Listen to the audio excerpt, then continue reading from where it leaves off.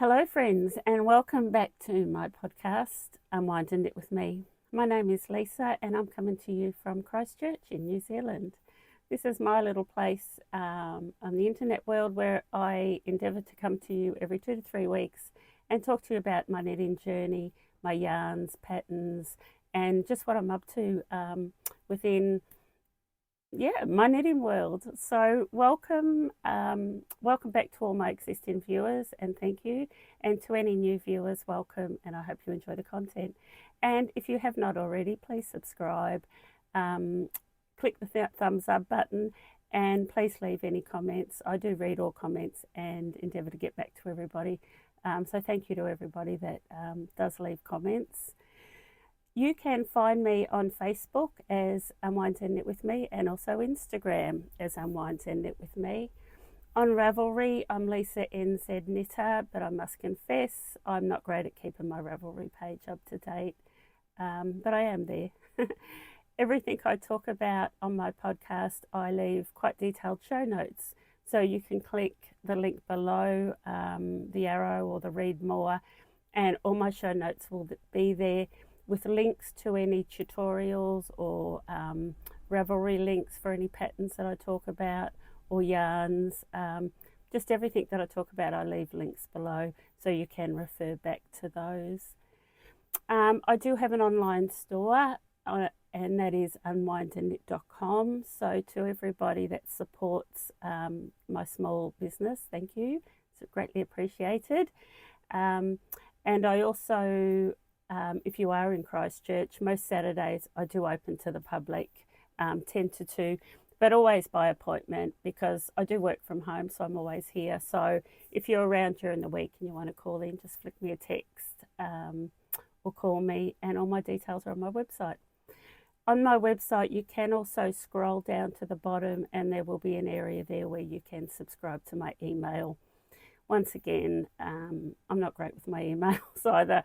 I am due to do one next week, but please be assured that I won't be spamming your inbox every week with junk mail. So I really only email you when there's something that I really want to talk about or that I really want to get out there. So in this podcast, I will talk to you about what I'm wearing, finished objects, new cast-ons, new patterns, and pretty well just what I've been up to, which is generally quite a lot. My episodes do go generally for over an hour, sometimes an hour and a half. So if you have chose to spend your time with me and knit along with me on my podcast or with my podcast, it's greatly appreciated. I know there are so many knitting podcasts out there now. So once again, if you've chose to spend your time with me, thank you. And I actually forgot to say, this is episode 63. Episode 63, and I'm in my 3rd year of bringing you Unwind and Knit with me. So, excuse me, I've got my computer in front of me with all my notes, so I will look down from time to time. In this episode as well, I do have a small giveaway, which I will talk about before my shop update. And I always do a shop update with what's new with my online store, new products or products that I just want to share with you. But I do that at the end of the episode. So yeah, I hope you do. I hope you do stay to the end and hear that. But before the shop update, I will give you the details of the giveaway that I'm running in collaboration with a knitwear designer. I've had a funny morning because I got ready and I've had a few interruptions, and it generally takes me probably a good 10 or 20 minutes to sit here and get myself together before I press the record button. And then when I sat here, I thought, I'm wearing the same top that I wore on my last episode. And I'm wearing it because it's actually a beautiful spring day here and I actually really love it and I feel really comfortable and confident in it. And I was going to go up and change, and I thought, no, I won't. I'm actually going to leave it on. So I will talk about what I'm wearing, but I won't go on about it too much because I talked about it in my last episode. But I am wearing the Suri shirt by Caidree It's a paid for pattern on Ravelry, and I've knitted mine up in the Fior di Lino, which is a beautiful blend of Tibetan wool, 50% Tibetan cloud wool, 35% baby yak, and 15% Italian linen.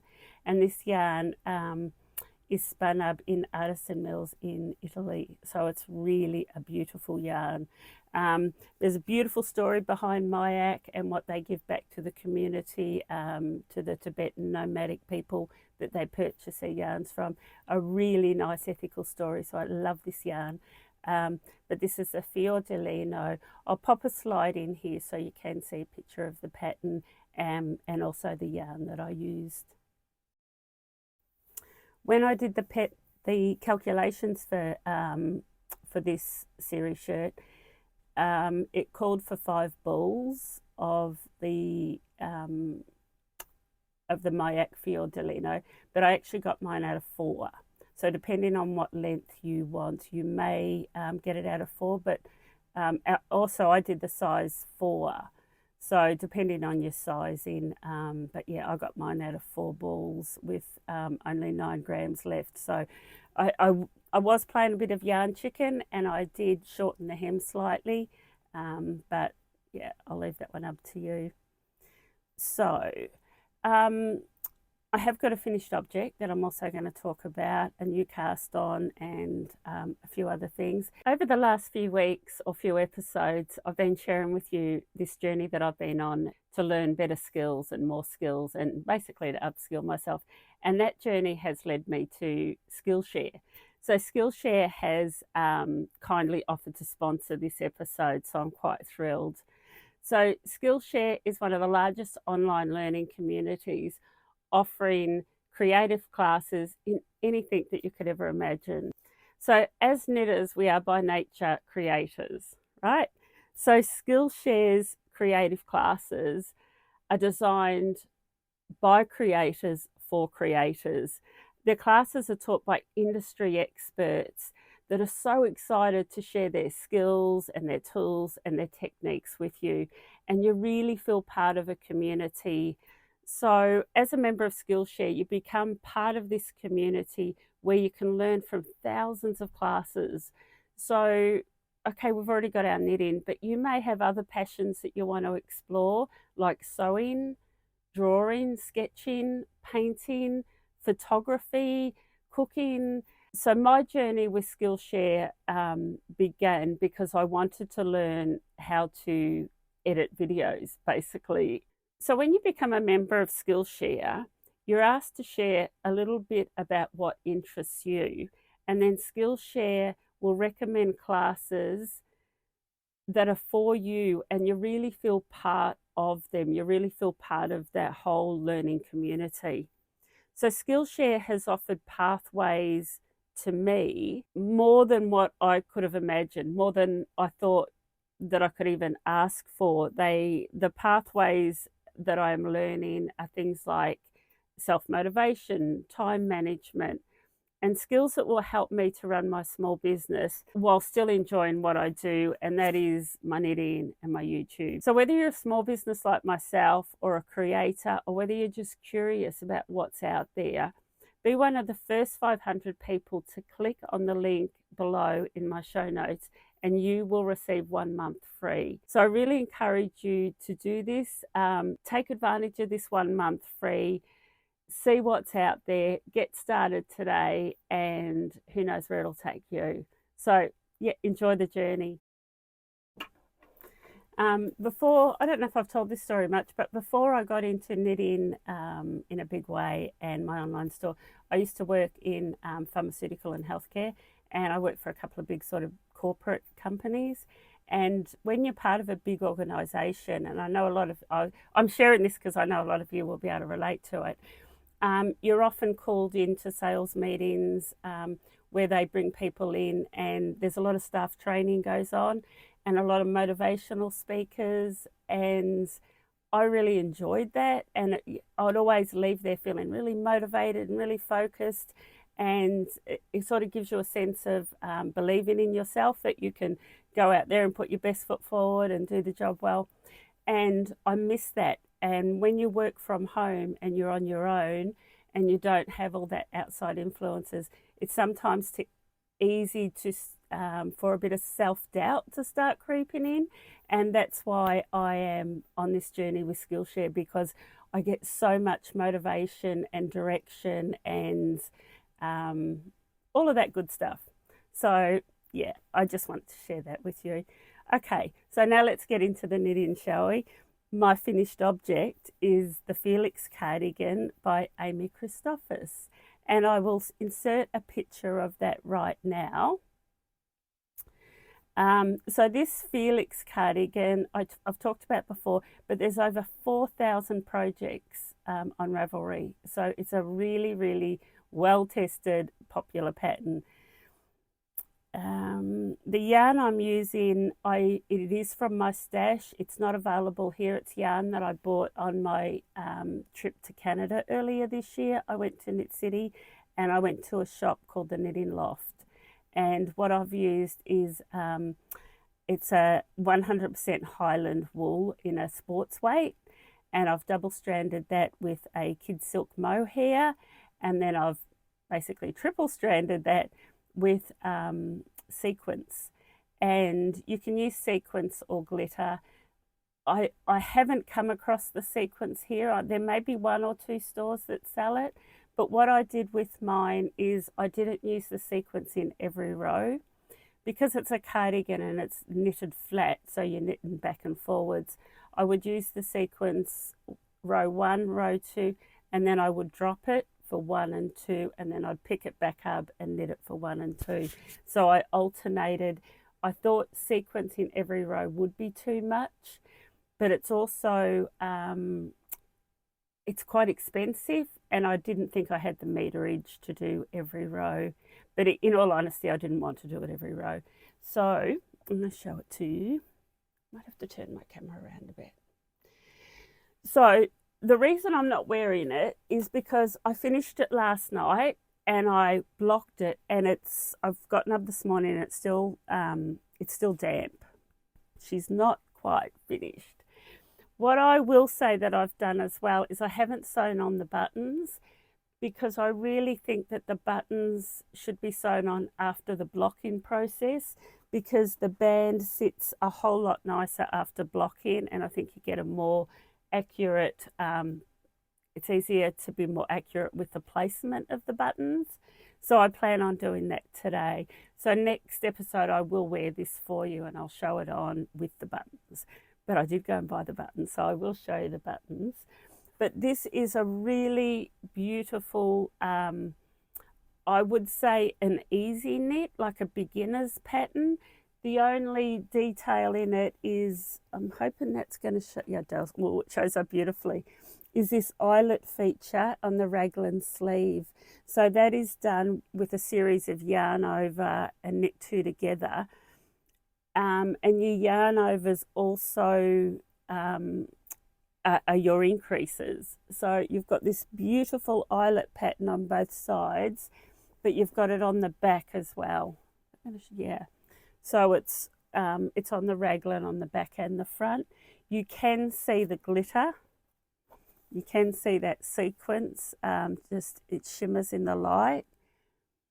I'm really happy with the way it's blocked out. It's just, you must block everything that you knit. It makes such a difference to the garment.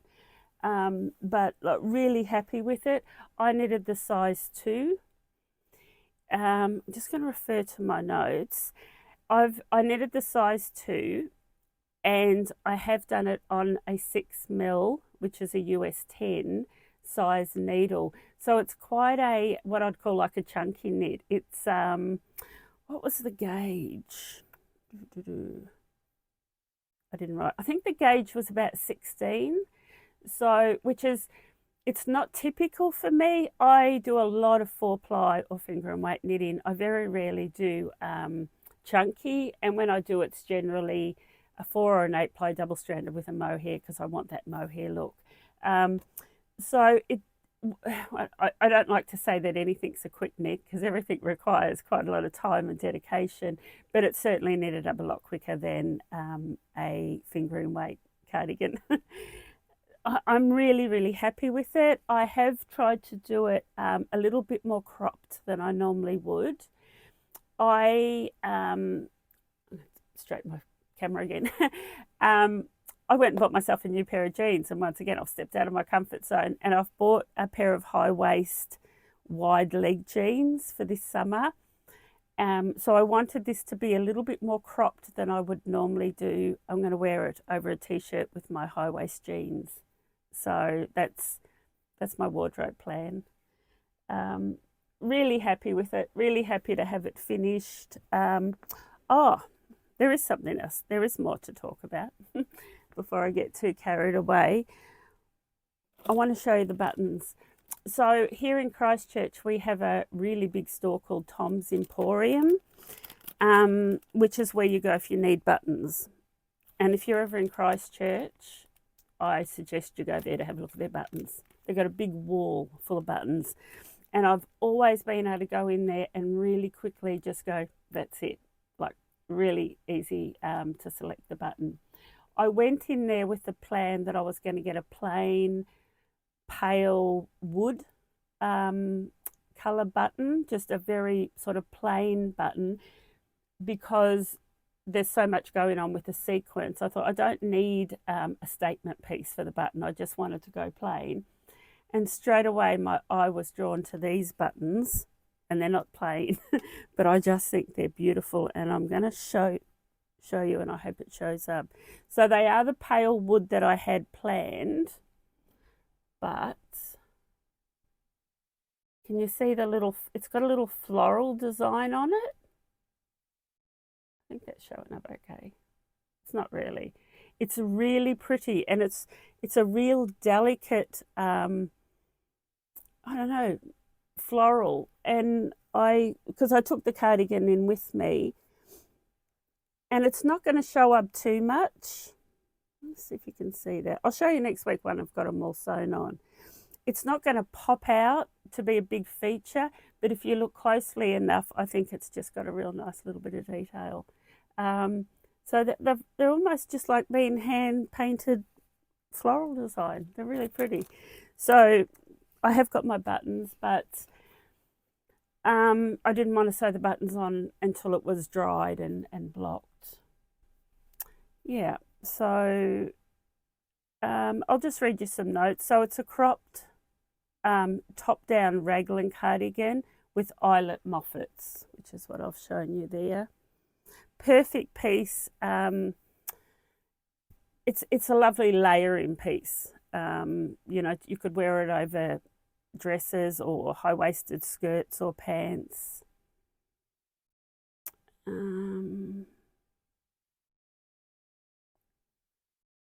You do put the sleeves on hold and then go back and knit them afterwards.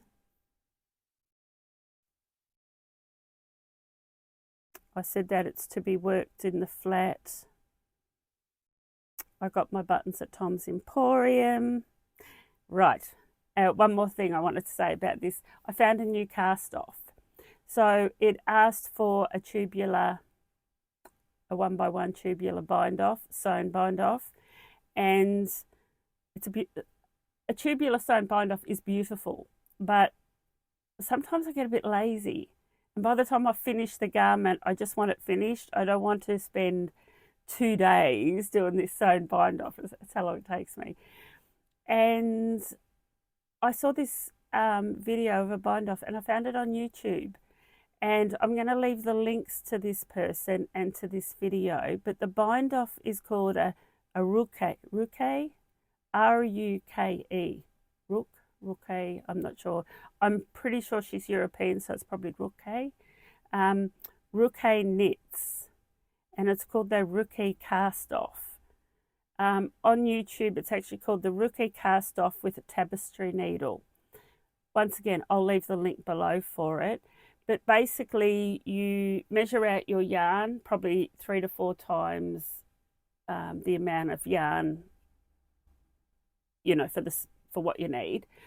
thread it through a tapestry needle, and you thread the yarn through the first 3 stitches, and then you drop 1 stitch.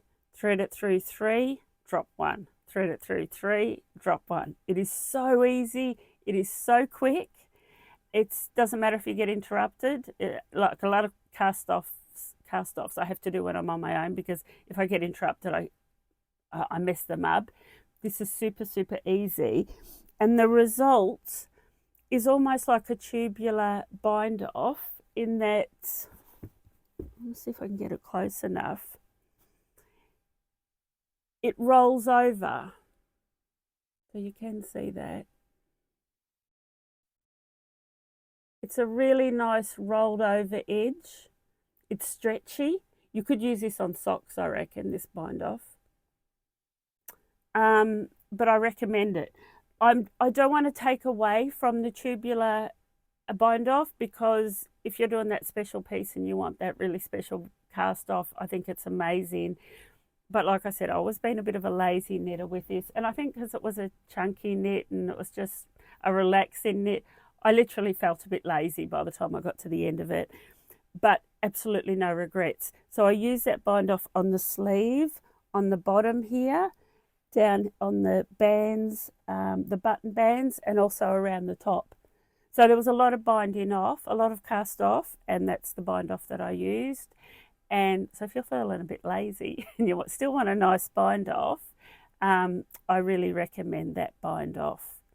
Like I said, if you scroll down to the links below, I have a subheading called tutorials, and I'll leave the link there. But I will also leave the link. I also have a subtitle where I recommend some Instagram people that I follow. Every now and then I find someone new, and I share that with you at the end. She's a really nice one to follow on Instagram. I have got the actual proper Instagram name, but I'll talk about that at the end when I talk about the Instagrams.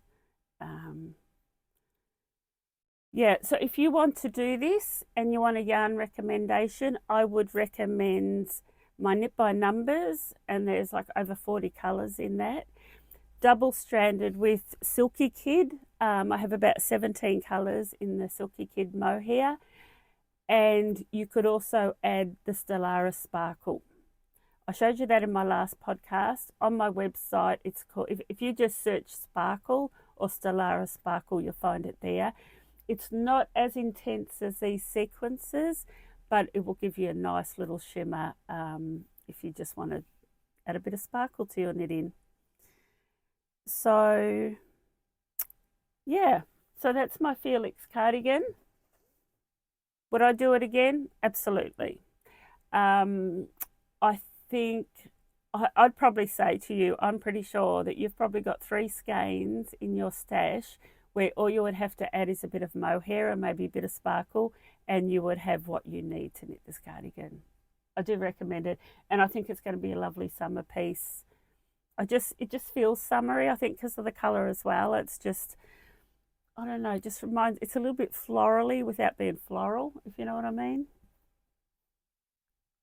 Yeah, I think the colour had an interesting name. It was actually called something chocolate. Yeah, pink chocolate was the name of the colour. But yeah, I got that from the Knitting Loft in Toronto. Okay, now I'm going to change my mannequin and I'm going to talk to you about one of my current whips. Be right back. While I was up, I just grabbed a, what would you call that, a roll? That's the Stellaris, Kremke Stellaris Sparkle. I think this one is called light gold, but you can see it there. It's a really fine thread. It's really, really fine. But it would just add if you want to add a bit of sparkle to something you're knitting. I had a customer come and buy some of this off me last week, and she was adding it to her Stephen West shawl. She was doing the Stephen West knit along. So yeah, it's got lots of options if you want to add a bit of sparkle. Okay, so my whip. I've been working on this quite a lot and I'm really excited about it. Here it is here, and it's the Tolsta Tea by Rebecca Clow. You've seen, this is my second one. The first one I knitted was a really bright pink, and it was in a, I want to say 4-ply, yeah, because I did the 4-ply version. So when you buy this pattern on Ravelry, you get both the 4-ply and the 8-ply version, so you can choose. I'll just insert a picture now so you can see the pattern that I am actually talking about. So it's a basic raglan t-shirt that can be a blank canvas for so many more of your creative ideas. And when I say that, you can do stripes, you can add your own touch to it. And when you purchase the pattern, it has a couple of pages at the back showing other people's modifications. So some people have done stripes, some people have added little eyelets all over. Lots and lots of options. But it has a really unique raglan. I think that's what's unique about this pattern over other raglan t-shirts or jerseys, because you can do this long sleeve or short sleeve, but it has a really nice detail to the raglan shaping. So that's it there. I'm just going to check my notes. Yes, so the pattern does come in both a DK and a fingering. So the DK version is a 17 stitch gauge, which is pretty standard. And if you're doing the fingering or 4-ply version, it's a 24 stitch gauge, but it's so adaptable. I'm doing this one here in a size 4. And according to my bust measurements, and that should give me about 10 centimeters of positive ease, which is what I want for a summer t-shirt.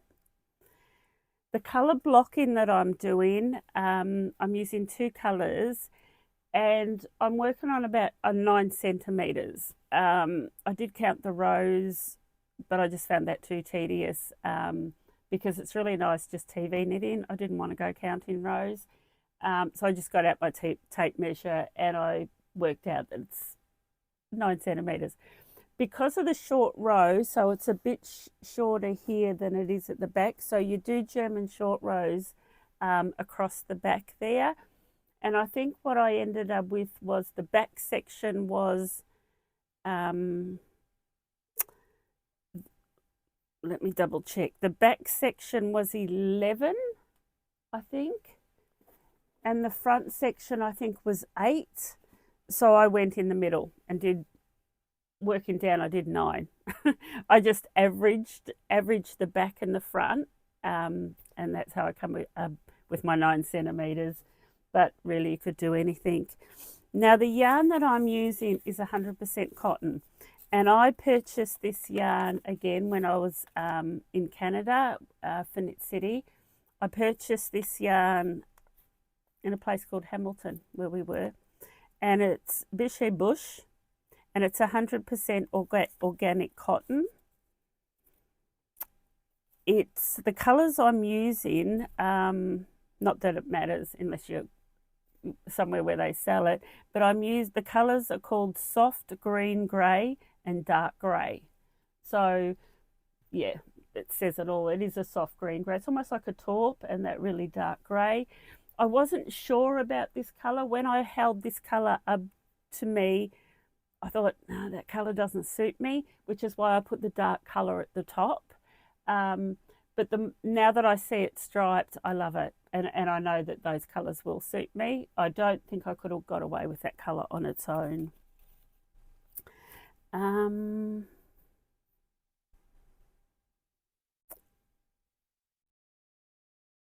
didn't write what needle size I'm using. I think I'm using a 3.5. It doesn't matter because you'll do your own swatch depending on whether you do the DK or the finger and weight version. But this is 100% cotton. So what I want to talk about is, I thought I'd just touch on this, animal fibers versus plant fibers. So this one that I'm wearing here is 50% wool and baby yak and linen. And it's what's the words I'd say? It's soft. It's got bounce. It's got memory. It's a beautiful soft fabric to work with. Where this is 100% plant base. It's 100% cotton, and the Allino, which I will show you, is 50% cotton, 50% linen. It's very different to handle. It's quite rigid and there's no stretch or bounce in it. And to be quite honest, I can only knit with it for maybe 2 hours and I find my hands get a bit sore. So I put it aside, I go on to do something else, and then I come back to it. So I've been knitting this in chunks because I find that the cotton is so rigid that, yeah, it's just got a different feel and a different handle. I haven't knitted with 100% cotton. So a couple of years ago, I did a Suri Nordland t-shirt, and the name escapes me, but that was 50% wool, 50% cotton. And I remember that I could feel the rigidness of the cotton, but it had the wool, so it was easy on the hands. So that's the difference. It is really quite rigid, and I did swatch and it did soften after I wet blocked it, but I'm still not sure how it is going to look on. I don't know if it's going to have much drape. I really wasn't sure, and I talked to a friend about it, and she's knitted in 100% cotton and cotton linen blends, and she said, Lisa, think of it as like your favorite pair of jeans, that when you first put them on, they're a little bit tight and rigid, but after an hour or two of wearing, they sort of soften and drape and stretch and they're more comfortable. She said that's what cotton's like. She said it will feel a little bit stiff and rigid, but it will soften. So I'm really interested to see how it does wear, whether it does soften and drape or whether it's going to keep that sort of rigid look. I don't know if rigid's even the right word. It's got beautiful stitch definition, and the word I would use is crisp as opposed to fluffy, soft, bouncy wool. Really enjoying it. What I will say as well, if you're going to do this and you're going to stripe it, when you divide for the sleeves, keep track of how many rows you do in that colour, because when you pick up to do the sleeves, you want it to match. So I've divided for the sleeves, and then I only did another 3 more rounds. So I've made note of that number 3. And when I pick up my stitches to do the sleeves, I will do 3 rounds in the light grey, and then I'll do my next in the dark grey. What I plan on doing is just doing another 3 rounds in the light grey, and then doing pretty much like I have here, a 2x2 rib for the sleeve. I might make it a little bit longer because I don't like short. Yeah. So the other dilemma I've got is I know that once I do another 9 centimeters of that dark, I'm not going to want too much more length, but I don't want to do the bind off and the band in the light grey. So I might do a bigger section of the dark grey at the bottom. Not too sure. I'll wait till I try it on. I may be surprised. I might need a bit more length than what I think. But yeah, so there is a bit of a theme going on here with summer knits. Let me just check my notes.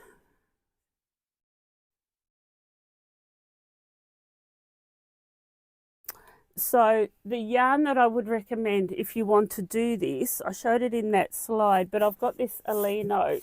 I've put some in a box here because my little shop's run out of space. I have no space, and I've got a lot of hang cell. Oh, sorry. I've got a lot of hang cell stands, and I've got all this shelving behind me, and I've just ran out of space. I don't know what I'm going to do. But anyway, this is the Allino. They're the colours there. So there's I'm not sure how they're showing up, but there's a denim blue, a navy blue. Love this apple. There's white and cream. There's a dark grey and a light mustard. I think there's 9 or 10 colours. But yeah, so that there I'll show you because I'm using it in another project. It's 50% linen, 50% cotton. But it's still linen cotton that's still 100% plant-based. So it has a very similar feel to this 100% cotton. Okay. So that's my first whip. And I'm hoping by my next podcast that will be an FO. And I'm really hoping that I haven't banged this mic too many times. I need to be more conscious of that. I know it gives better audio when I upload the video. The audio, when I play it back anyway, the audio sounds better. But I have to be quite conscious that I'm actually wearing a microphone. Okay, I'm going to change the mannequin and I'm going to come straight back and show you my next, what I'm working on next. Okay, so this next project that I'm going to show you and talk to you about is what I would call a summer project, and it's crochet. Now, just for the record, I haven't crocheted, I worked out, for pretty well over 4 decades, even longer. My grandmother taught me to crochet when I was young, and she always started me off, and all I would do was crochet round, round, round, do big squares. So my ability to crochet was quite limited to the point that all I knew how to do was a chain, and I call it a treble. I think the UK and the US, one of them call it a double, one of them call it a treble. But that was pretty well my limit to crochet. Like I said, I've only ever done granny squares, and even those I didn't cast on. My friend has crocheted this, so I can't take the credit for this. And she's done an amazing job. So this is a summer crochet top, and it's called the Tropez sweater, and I'll insert a picture of it for you now to have a look at, and then I'll talk to you about what I'm up to. So this sweater is a simple boxy shaped pullover in a mesh pattern. It's a summer favourite that can be worn either as an airy topper, a topper over another top, or as a beach cover up over swimwear. The sweater is crocheted from the bottom up in a granny type cluster pattern. First the back is worked back and forth rows with turning, then the front. After this the shoulder seams are closed with a slip stitches to join both pieces. The sleeves are crocheted directly onto the body and likewise worked in back and forth with turning. Finally, the sides and the sleeve are closed using a slip stitch, and then the neckline and the sleeve edges as well as the hem of the garment are finished with a single crochet edging. Quite a good description. So basically, as you saw in the picture, the back and front are just done as 2 squares, and then the sleeves are also done as 2 rectangles, and then it's all just joined up. What my friend has done here, she ran short on the brown. What I will say, because I'll show you mine, this is quite a yarn hungry pattern. It does go through quite a bit of yarn. I don't know what yarn she has used. I know that she bought it overseas, but it is a cotton or a cotton blend, and it's a finger in weight yarn. She ran out, but she had some of the cream. So what she has done is she's added a panel in both sleeves of the cream. She's bound it off in cream along the bottom, the hem, along the sleeve, and around the top. And it looks stunning. Now, when she showed me this pattern, I said to her, I can't believe it. I said, only yesterday I was in at a local shopping centre that I go to, and there's a boutique clothing store there that I absolutely love.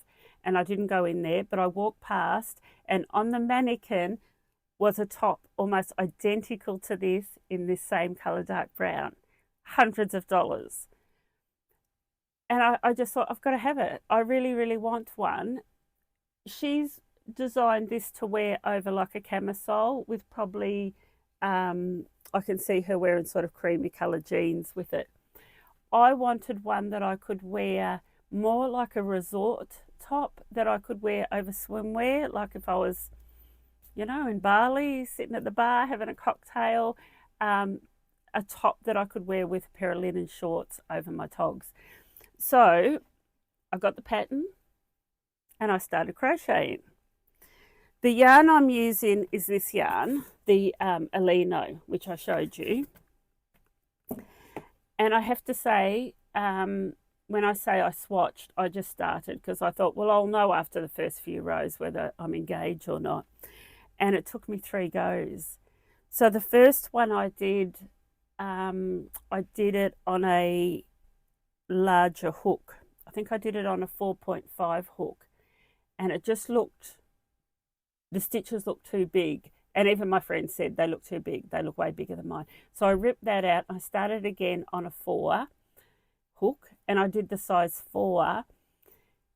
And after about that many rows, I laid it out. I thought, it's way, way too wide. I actually wrote down the measurements of what happened to me. I think I did. Let me have a look.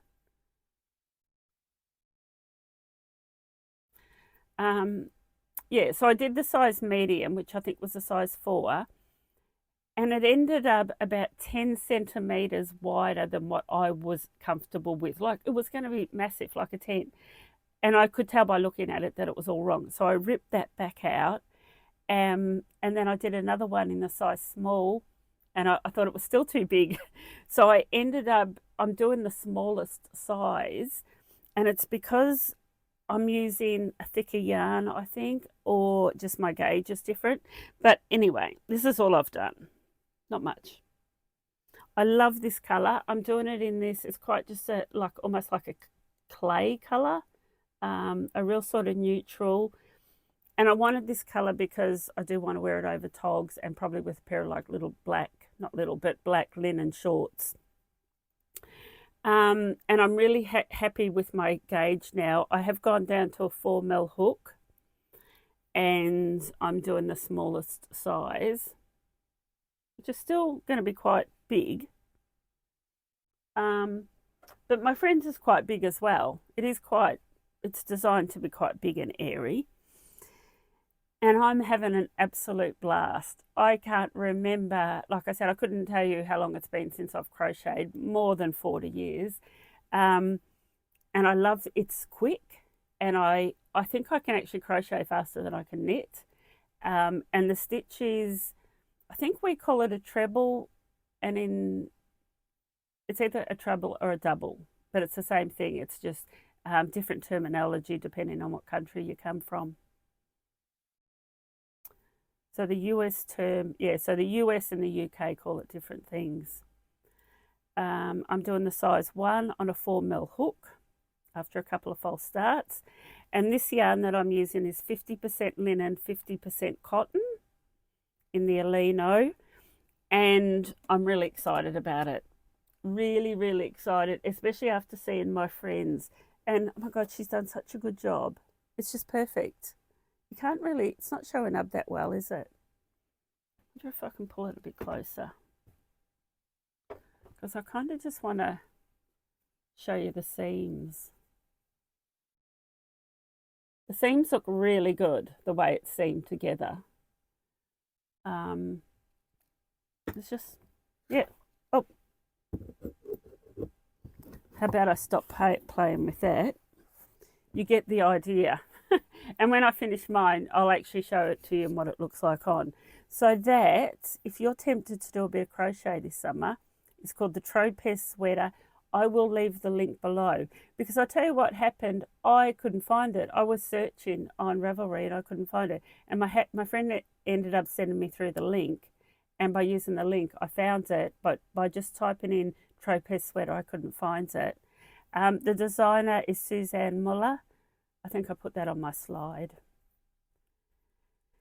And I'm quite excited for it. The other thing, and this literally arrived this morning, and it's all laying out on my kitchen table. This is a new yarn that I've got that I also think, would it be better? Probably not. It'd be about the same. It's a different look. But I've just received my order. Let me get it. It's Kremke sole wool, and it's called Morning Salutation. I have have to look up what that word means, salutation. They do call it a vegan fine wool. But morning salutation, so it combines fine Greek cotton with tencel. Tencel is produced from sustainable wood, which originates from certified and controlled sources. Morning salutation has a cooling and a moisture managing properties. It is silky, it's got a shine, it's got even structure and intense colour. So this one that I'm using here, the Allino, it's got quite a matte finish.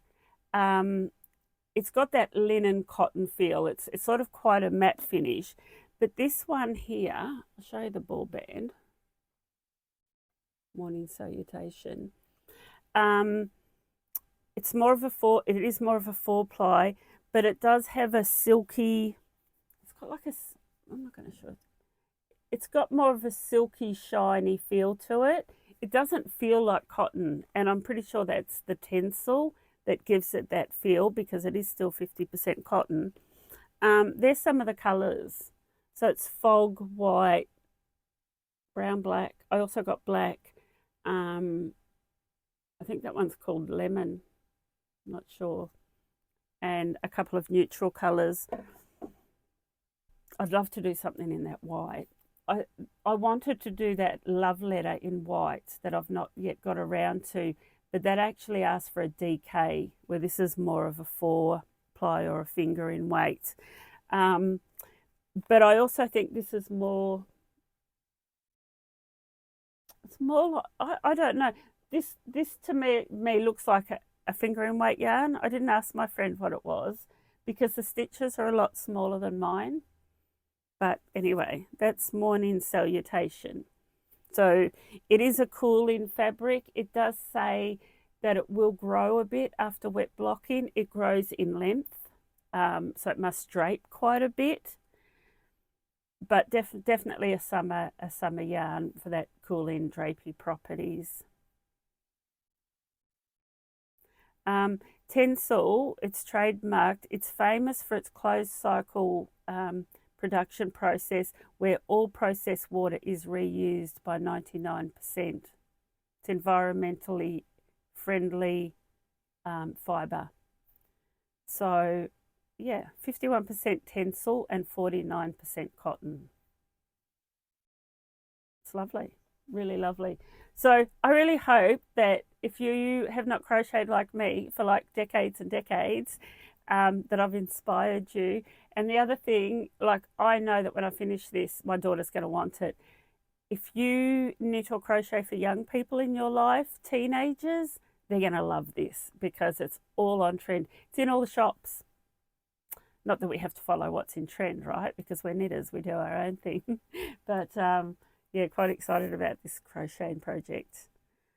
Okay, I don't need to change my mannequin again, but I am just going to grab my drink and come back about and talk to you about my next cast on. Okay, if you've been if you've been following me for a while, you'll know my pattern, and that is I've just finished the Felix cardigan, and although I have other whips, once I finish one, it gives me permission to cast on something new, and most of them get finished. Some new cast-ons don't get finished, and every now and then I sit there and I review everything and I pull things out, but I have given myself permission to cast on something new. So in episode 62, I showed you a pattern that I'd found on, I think I found it on Instagram, but it is available on Ravelry, and it's called the Chantal Sweater V-neck, and I'm going to insert a picture of it now to show you. So this sweater is a V-neck. It's worked top down in a slip stitch pattern, starting with a back and forth yoke that includes raglan and V-neck increasing. Short rows are used to shape the back neck for a better fit. Once the V-neck is shaped, the stitches are joined and the yoke is knitted in the round down to the underarms. The sleeves are put on holds while the rest of the body is worked in the rounds. At the end, stitches are picked up around the neckline and finished with a 1x1 ribbon for the V-neck. It's a very relaxed fit and is designed to have approximately 15 to 20 centimeters of positive ease. Okay. So I did my measurements, and I'm a 100 centimeter upper bust measurement, but I decided that I didn't want 15 to 20 centimeters of positive ease. You can see by that picture it's been designed to be very oversized, and I'm good with oversized, but I didn't want it quite that oversized. So I've actually gone down a size, and I'm doing the size that is for a 90 to 95 centimeter bust.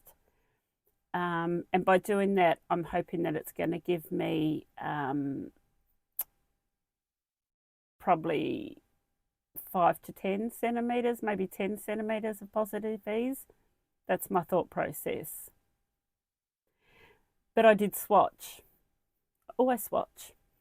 And I'm going to show you my swatch, and I'm thrilled with it. This swatch isn't the colour that I'm going to knit it in. I am knitting this up in Yarnadelic. So the pattern calls for a 5-play or sports weight yarn. So my John Arbon Textiles yarn, Yarnadelic, is perfect for this pattern. And I had some leftovers from previous projects. So this blue I had half a ball of. So I knitted up my swatch in the blue. I posted this on my social media, so you may have seen it. It's a beautiful slip stitch pattern. And it's really, really easy. It's really quite relaxing knitting, like knit, slip, knit, slip, knit, slip, and then the next row is just knit. When you're in the round, when you're knitting in the flat, your next row is purl. Really easy pattern, but with a really beautiful result. You can see there. So the pattern calls for a 5-ply weight yarn on a 4.5mm needle. I got gauge on a 4mm, so I went down a size. And by doing that, I'll spot on 26 stitches. So the gauge is 26 stitches per 10 centimeters. So do swatch, because it is a really oversized jersey. So you don't want your gauge to be out and then it be massively oversized. Yeah, Yarnadelic.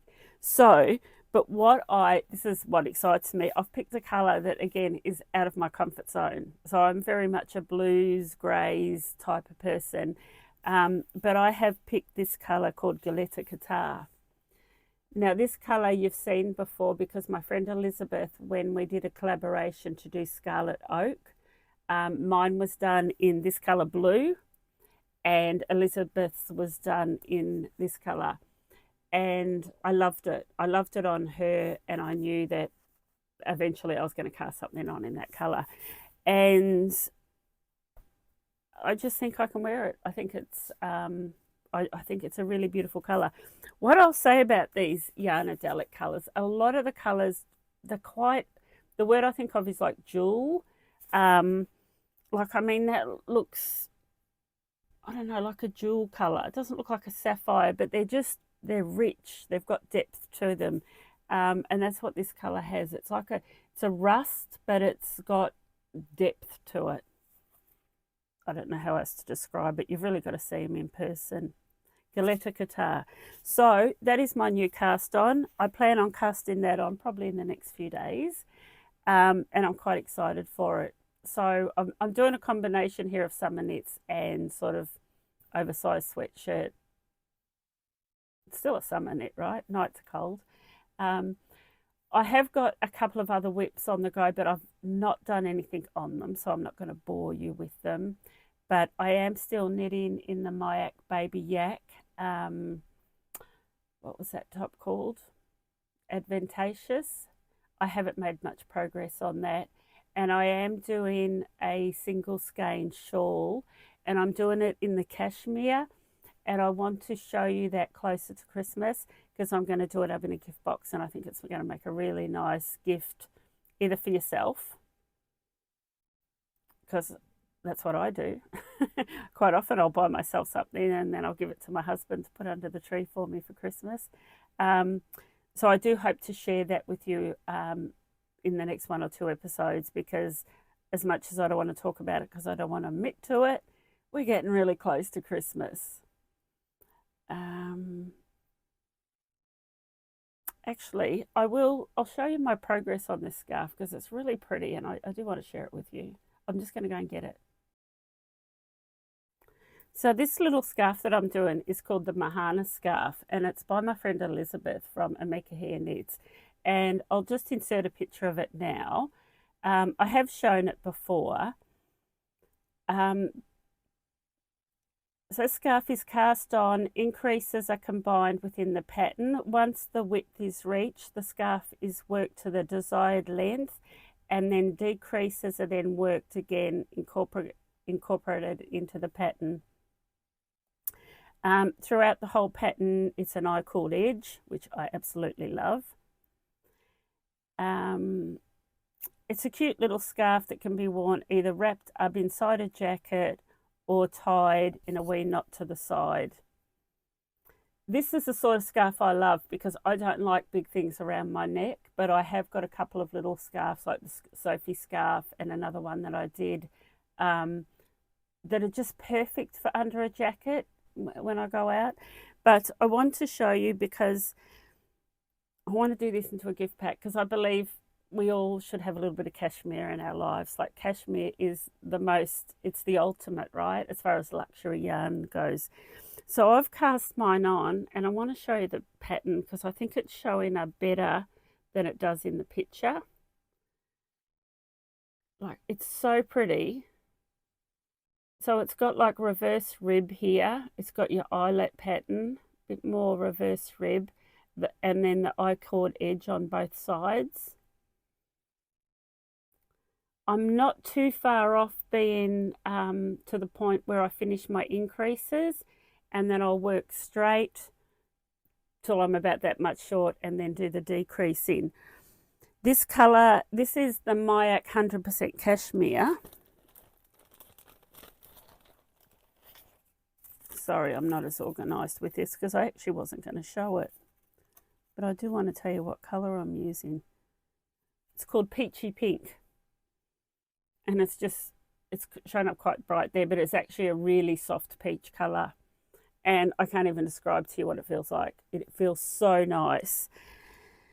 So that's, I suppose, my Christmas project.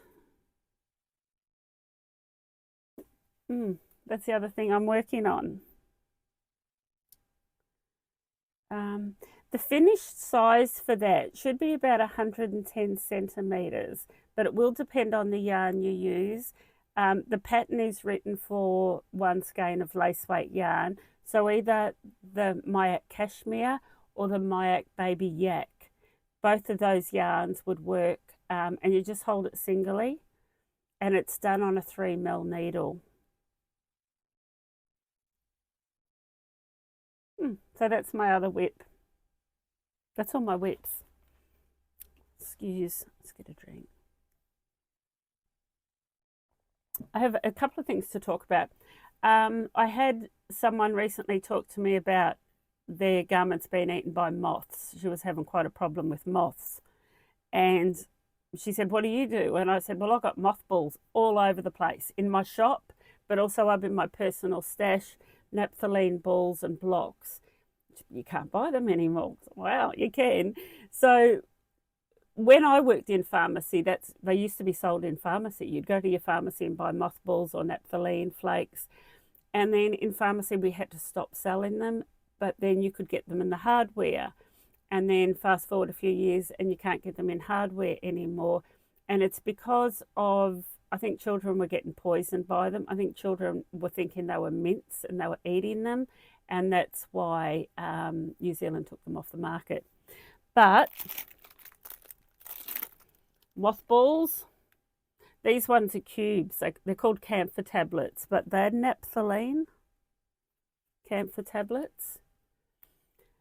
I have these everywhere, and I actually don't mind the smell of them. I've got a couple of friends that say I can't stand the smell. And to be quite honest, I never smell it unless I get really close and I'm aware that I have got camphor blocks or mothballs in the cupboard. You buy them, or this is where I buy them, from the Indian grocery store. Now, I'm in Christchurch and we've got a couple of big Indian grocery stores. I know in Auckland there's some really big ones. Most cities have a big Indian supermarket. And in these supermarkets, they have a section of toiletries. They're on the bottom shelf. That's where I find them in my Indian supermarkets. So I thought I'd share that with you because a lot of people don't know that you can still buy them, and you've just got to know what shop to go and buy them from. And it's really funny because I buy them often. I'm often at the Indian supermarket buying curry pastes and things. And I've had the lady say to me a couple of times, "Oh, you buy them for your wool?" Because I said, "Yeah, I do." She said, very popular. She said, "We get a lot of ladies in buying them to store their wool." So they are still available. Okay, I have a giveaway. So Elizabeth from Amikihia Knits has really kindly offered to give away 2 of her patterns. So to go into this draw to win one of Elizabeth's patterns, all you have to do is leave me a comment, write the word Amikihia or Amikihia Knits and the name of the pattern you would like. So I'm going to leave the link below for you to go to Ravelry and you can put in Amikihia Knits and it will bring up all of Elizabeth's patterns. Elizabeth to date I think has designed 30 or 35 patterns. She's a friend of mine and I really like supporting her. So we thought what better way than to do a giveaway. So I'll insert an image here now so you can see how Amikihia Knits is spelt. And yeah, so in the comments on my YouTube, just leave the word Amikihia and the name of the pattern you would like. So of course to do that, you've got to jump over to Ravelry and select a pattern. And Elizabeth will get those to you. But the other thing she has done is she has offered to my viewers, my Unwind to Knit with Me viewers, 20% off all of her patterns. And that's valid until the 27th of October. So if you'd like to purchase one of Elizabeth's patterns, the coupon code is UNWIND, UNWIND, and that will give you 20% off any of her patterns at checkout. So thank you very much, Elizabeth. That's really generous, and I really hope that you get on and have a look and let me know what pattern, and we'll do a random draw and we will get that pattern off to you.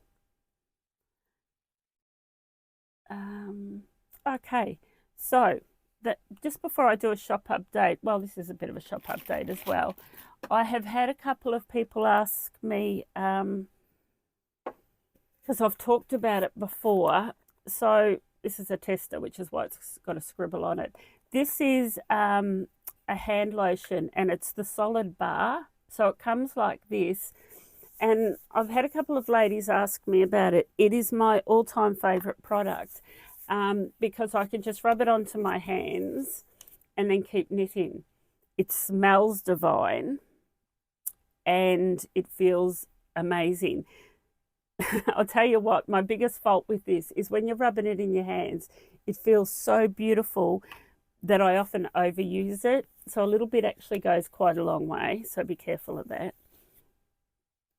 And it comes in a handy tin, but that's the, it's on my website under Unwind and Knit, or if you just put in hand bar or hand cream, it'll give you the option. So that's the solid bar, but then there's also in 2 sizes the actual balm.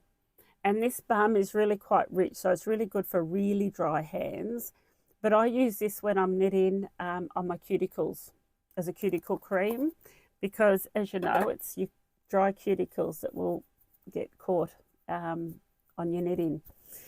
So the balm, the actual balm, it comes in 2 sizes. It's dandelion infused sunflower oil and New Zealand beeswax. It is not perfumed. It was specifically designed, this lady actually developed this cream for a child of hers that had eczema, and that's why it's not perfumed, and she won't perfume it because it's actually suitable for broken skin. It can be used on dermatitis, eczema, rashes, burns, bites, cracked skin. You can use it as a lip balm. It's got a lot of uses, and it is really quite rich, and that's why it's the perfect cuticle cream or really dry skin cream. But the actual solid bar is beautifully perfumed. It smells divine. So the solid bar is sunflower oil, coconut oil, beeswax, and the fragrance is rose geranium essential oil and lavender essential oil. It smells really, really nice. So I have had a couple of people say, Lisa, will you talk about them and tell us what's in them? And so that's my product review on my creams. I just put the smallest amount. You saw how much of that bar that I put on, and my hands feel really good. And I have dry hands, but my hands feel really good. And I could just pick up my knitting now and keep knitting, and there's no residue or marking on the wool. So it's perfect. And that little one is perfect for your knitting bag. The little one's 50 grams and the big one's 85 grams. And the solid bar is 55 grams. So if you just put in hand cream, all three of those will come up on my website. Okay, now a bit of a shop update. I showed you my new yarns, the Morning Salutation. That's new to me. And the Allino, I think last time I had 4 colours, where now I've got about 9 colours. So I have added to that range as well. But I have just received a big order of my maple and thread, which is my leather goods. And I have talked about them before, right? So I'm not going to show you everything. The main part of this range is the binder, and within the binder you can buy all the individual pages that hold your needles and your cords and your notions, and it's just beautiful. But I did get a couple of new products in. Now the one product, I bought this when I was in Canada, and I bought this before I was a stockist of thread and maple. I said maple and thread before, didn't I? I often do that. I mix them up. It's thread and maple. I bought, this is what they call the project page, and this is in black, and this is what I use all the time, and it's always in my knitting bag. In it I've got my gauge ruler, scissors, nail file, DPN, a cable needle, a crochet hook, my scissors. On this side in there I've got my tape measure, I've got cords. In here I've got, in this little zip, I've got end stoppers. I've got all the bits and pieces. But it has this magnet, and you can't really see the black on black. This magnet clip, and that holds all my stitch markers. It holds any metal stitch markers. So these ones here are the all stitch. So what I've done, when I first got these project pages, they didn't come with that clip. So I have ordered clips, and all project pages now will come. I've done that as an extra myself. They will come with this magnetic clip. So this, if you've got the binder, this can actually become a page in the binder. But if you don't have the binder, it's just a project page. It comes in black, blue, and the colour we call whiskey, which is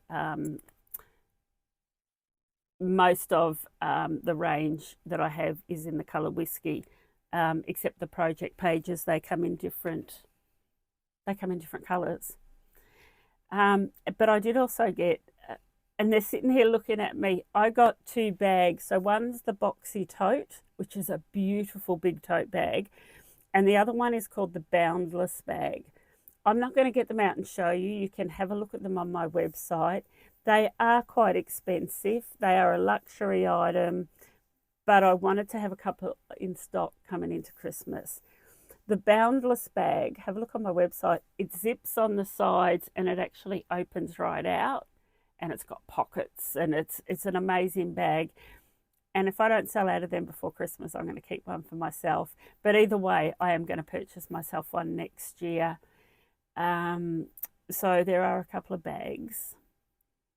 The other thing I wanted to show you,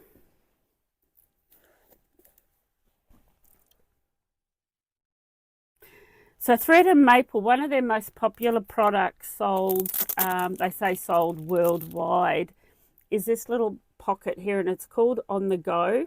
It's got a zip at the back, and it opens up, and it's just got some darning needles. It's got little scissors, and it's just a little, and it closes with a magnetic clip. So there are a couple of little notion pouches and bits and bobs that would be really good for Christmas fillers, or if you're in a knit group and you do a Secret Santa and you want something a bit special. Actually, that's the project page in the blue, and that's the magnetic clip. It does come with a tape measure, but you can take that out. That's the magnetic clip. That's what it looks like in the blue.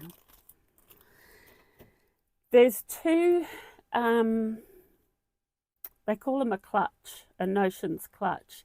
I want to show you these because these don't fit into the binders. So if you don't want a binder, but you just want one thing from the range that holds many things, this is called the Notions Clutch. It's bigger. It's a lot bigger than the pages, you can see. It's got a big zip at the back. That's magnetic closure. And this is how it comes. So this one, there's one that's got accessories and one that doesn't. So one's called the Notions Clutch. The other one's called the Notions Clutch Bundle.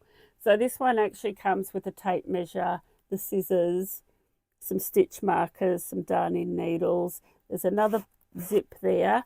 You can fit your notepads, cables. It's got quite big pockets on both sides. And it's a standalone piece. So that's called the Notions Clutch, or the Notions Clutch Bundle.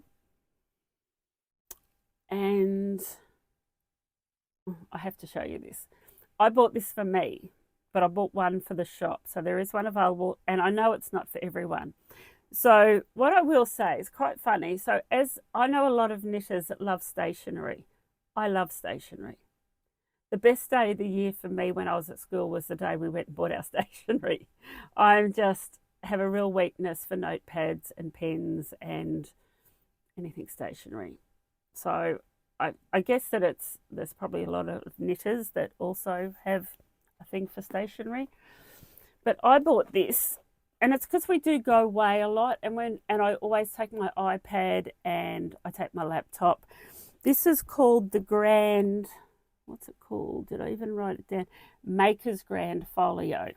Now this is a big A4 folder. The colour's called chocolate.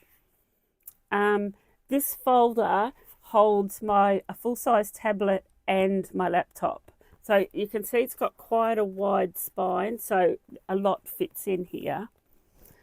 So in here at the moment, I actually have, I'm not going to be able to hold it up, I have my iPad in there. I have a couple of notebooks. I have pens. I have lots of stationery. And believe it or not, on this side, in this big pocket, my laptop fits in it. So this is what they call the Maker's Grand Folio.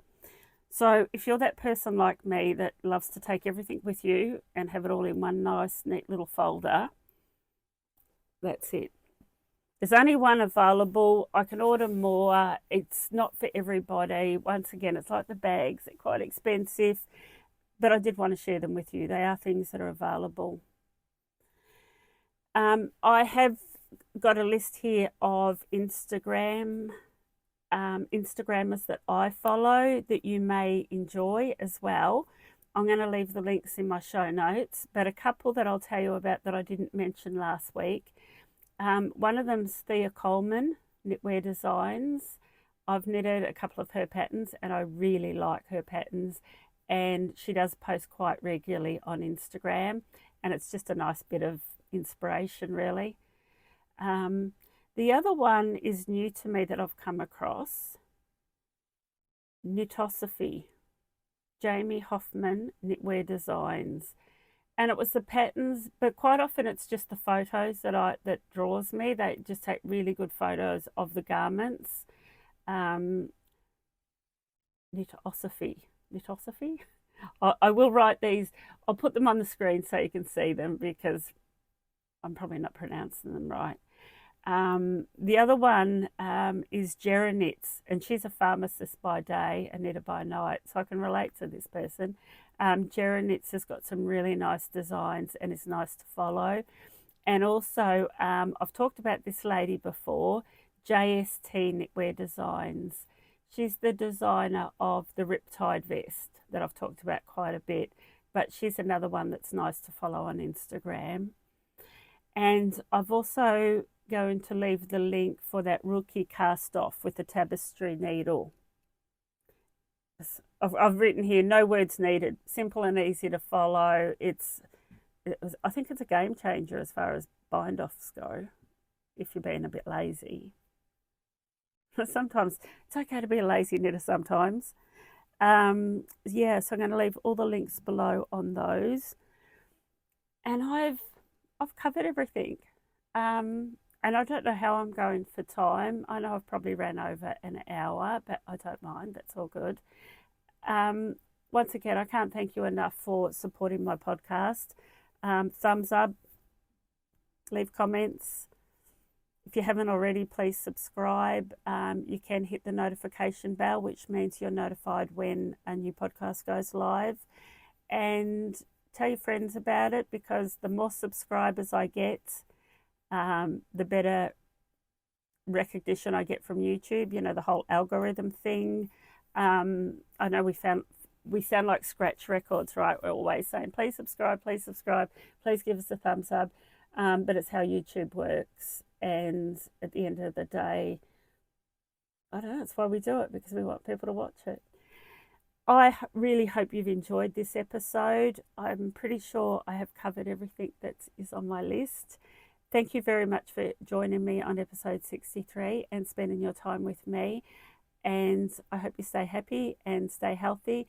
And I will endeavour to see you in 2 weeks, 3 at the latest.